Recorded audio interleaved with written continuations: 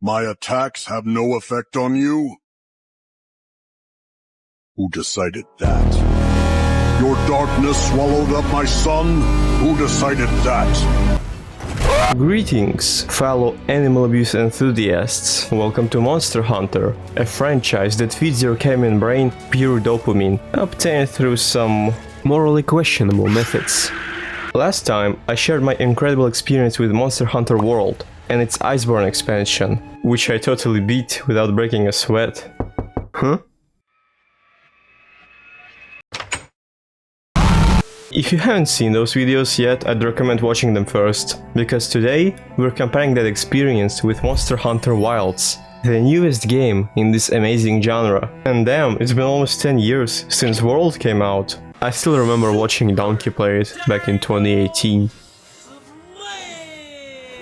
The first time I saw Wilds, I was honestly stunned by how fresh and amazing it looked. So I was really confused when I saw how much hate this game gets. A lot of you guys also weren't exactly happy with Wilds. So I saved up some money by robbing people, I mean by working very hard, and finally got my hands on it. Then I spent 10 hours playing non-stop like a lunatic, all to answer the real question.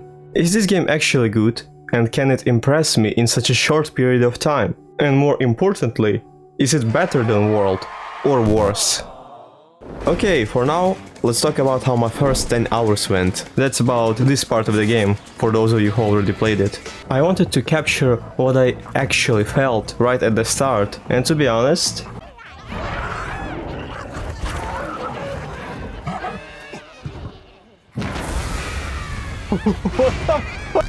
I've had an absolute blast. Right now this game is incredibly fun. Animations, movement, weapons, even co-op got some huge improvements compared to the last game. Because we all know that it takes around 4 business days for your squad to get to the quest board and find your mission.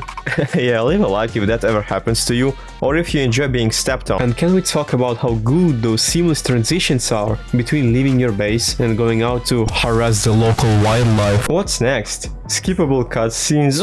Fighting monsters also feels really fun. But if I'm being honest, it feels a bit easier than World early on. Obviously, I'm just so good at Monster Hunter that any monster here would be easy for my godlike skill. But I still feel like Capcom could have added a little more challenge with some of them. Well, it's still just the start of the game. Maybe later I will regret those words. The design of the beasts is actually pretty cool, but I've noticed I don't remember a single monster's name. I just named them myself, like frog, rooster, a giant piece of shit. But yeah, the design is still cool. Except this one. Oh, no way. Oh my god. Holy shit, I hate spiders. We can't leave him. Yep, we're leaving him. Fuck off. Overall, I've already seen a lot of improvements from Monster Hunter World that make me happy. There are some that I'm also skeptical about, but we'll get to that. Character creation at the start was pretty good too, but I'm terrible at it, so I just googled a character that is totally me in real life and copied it. By the way, thanks to the person who shared it. And my Palico is Pikachu. Nintendo, please don't sue me. As soon as I left character creation, I got into my first mission, where you save some random kids in a desert. I don't know, okay? As soon as I see even the smallest amount of dialogue in a Monster Hunter game, I just use my double-click macro to skip all of it at ludicrous speed. As I was saying, the game throws me into this incredible scene where I fight off some gummy worms while riding a giant chicken. It introduces some cool new mechanics like, well, riding and being able to gather stuff while mounted from like a mile away. And I can kinda see why some people complain, like, yeah, it makes getting anywhere on the map or gathering resources take almost zero effort. I'm not sure if I actually like this idea or not. Yes, you spend less time gathering resources and more time actually fighting monsters. But in my opinion, if you only leave monster fighting it will get extremely repetitive. You gotta take a breather from time to time. I don't know, what do you think, guys? Is this okay? Because you can just AFK while your chicken runs anywhere you tell it to go, including toward monsters, because monsters are usually revealed on the map much faster than in world, if not instantly. And to my surprise, there is no more monster tracking in Wilds. I was kinda sad to see this, because in World, tracking monsters was a fundamental mechanic that made the whole hunting experience feel more immersive. But after playing for a bit longer, I started to understand why they did it. It's the map size. God damn, the maps are huge in this game. Well, the map. You can travel from one location to another just by going there. No loading screen, just one giant playground. So imagine how long it would take your goofy ass to track down a single monster on this giant fucking map while running everywhere on foot. So yeah, Uber Chicken Companion gets a pass. No monster tracking. Disgusting. But now let's talk about something you bloodthirsty maniacs really care about. The combat. Holy shit. The next feature I saw at the start was insane. Insanely good, I mean. Focus mode. Holy shit. If you're a self-hitting greatsword main, you know that landing a regular hit with this giant 500-ton metal tube is harder than beating the game blindfolded. But in Wilds, you can just do this now.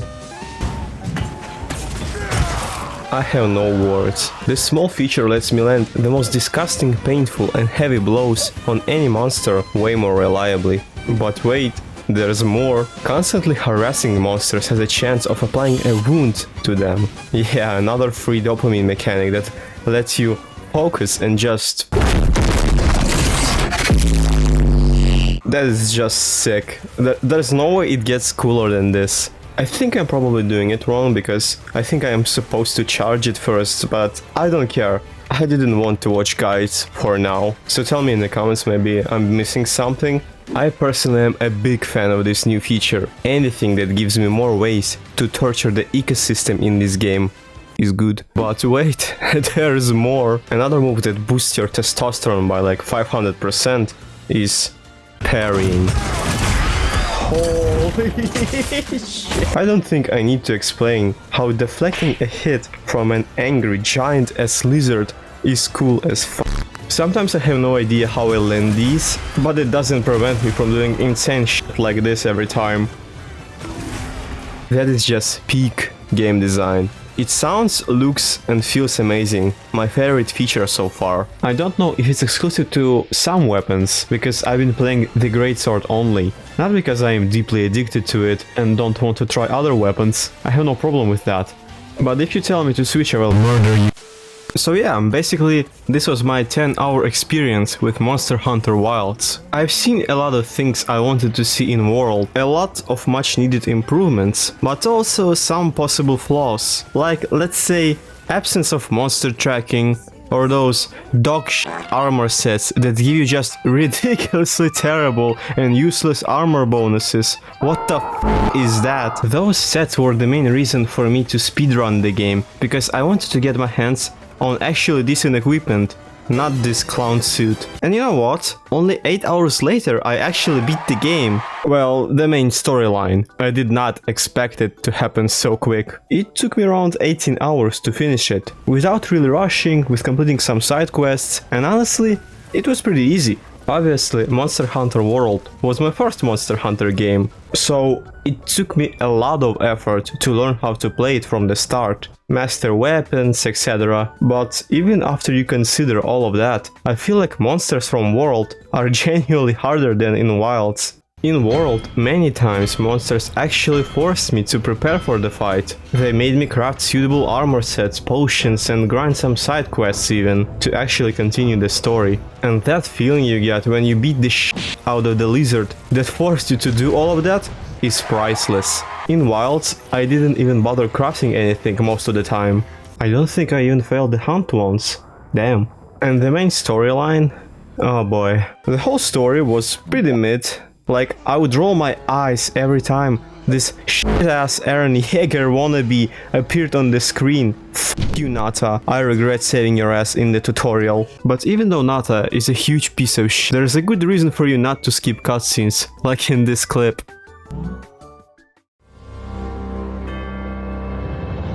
What the fuck? Why is he in this game? What the fuck? Like, if I was making cutscenes for this game, it would be something like Monster attack us. Kill bad monster. Celebrate. And repeat it like 20 times. I guarantee the reviews would instantly go up. But other than that, I enjoyed playing Wilds. I can't tell if I prefer it over World. Both of them are really fun to play, especially with friends.